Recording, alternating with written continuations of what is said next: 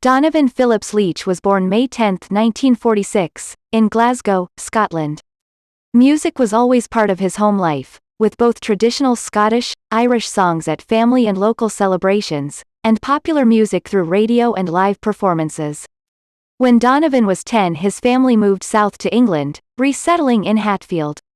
Before starting college in his teens, the young man had run away from home more than once. On one outing at 14, he found an old guitar in a trash can, still good enough to learn the basics on. Though interested in rock and roll through artists like Buddy Holly and the Everly Brothers, Donovan embraced the folk music boom that swept both England and America in the early 1960s, and also the Beat Generation writers and poets. Donovan settled into the St. Albans music scene, north of London, but traveled to different parts of the country, frequently with longtime friend, Gypsy Dave, who played kazoo and passed the hat while Donovan played guitar and harmonica and sang, for their keep.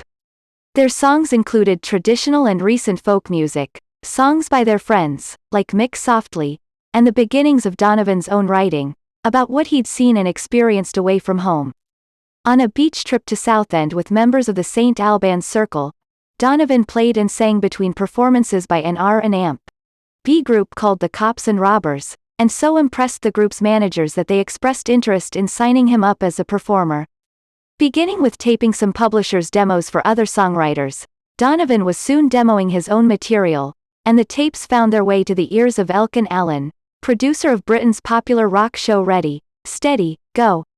1963, Donovan's first appearance, in Cap and Denim, led to a short residency on the show, which in turn led to a recording contract with England's Pye Records. His first singles were respectable UK hits in 1965, and made a minor impact on the American market that year. Promoted first as mainly a folk performer and a kind of British rival to Bob Dylan, evidence of Donovan's own blossoming style as writer and musician was undeniable as early as his second album, with its hints at jazz and a different kind of pop sense from Dylan's. When Dylan toured England in 1965, the two met for a well-publicized summit at his hotel suite. After an hour's private talk, they emerged smiling arm in arm to a waiting press conference.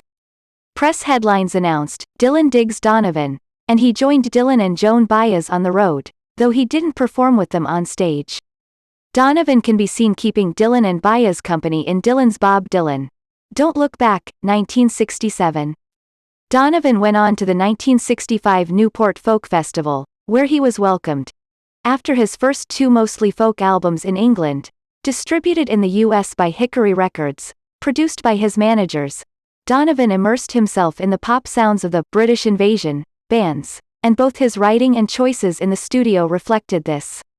In 1966, Mickie Most became Donovan's new producer, and his sidemen began to include future Led Zeppelin members John Paul Jones, who arranged several Donovan tunes, augmenting the sound they were aiming for, and Jimmy Page.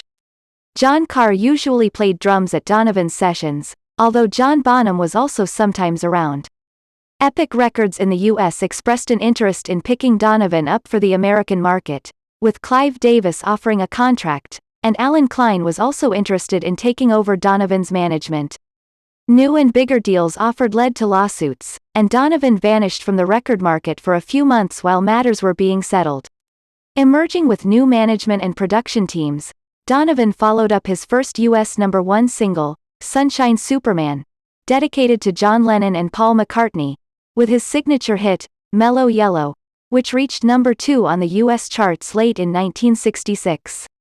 Working with Most, Donovan enjoyed hits on both sides of the Atlantic through the end of the decade.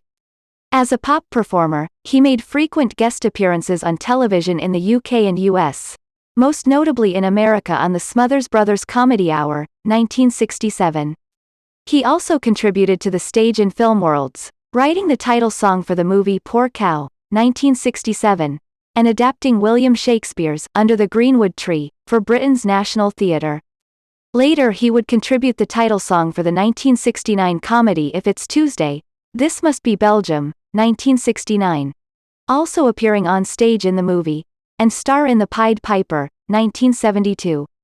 Donovan brought his parents along on tour, with his father Donald introducing him to the audience. Off stage, Donovan was a frequent guest collaborator and companion to other celebrities of the time.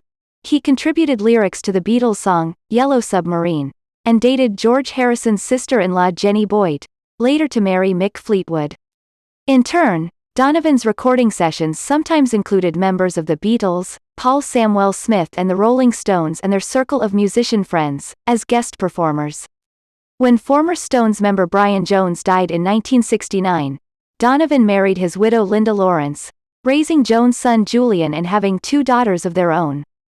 Donovan also fathered son Donovan Leach Jr. and Ione Skye by Enid Carl. Family information is sparse at best. An arrest for drug possession late in 1966 was a moving experience for him, as was his noticing that the flirtation his generation had had with marijuana and LSD was getting ugly, and many young people were turning to harder drugs and destroying themselves. In the notes for his 1967 album, A Gift from a Flower to a Garden, he called for all drug use to stop and for young people to find other ways to expand their consciousness, and peace from within, as they became the parents of the next generation. He set an example by studying meditation with the Maharishi Mahesh Yogi, and later embraced many Eastern lifestyle changes, including a vegetarian diet and studies in Hindu and Buddhist philosophy. Though not a major player in popular music since the end of the 1960s, Donovan continues to tour and perform, and recall the experiences and friendships of his heyday for the media. His music, recorded and live, appears frequently in programs about the 60s era, and has reached the newer generations through its use in TV commercials. In late 2005, he published an autobiography, The Hurdy-Gurdy Man.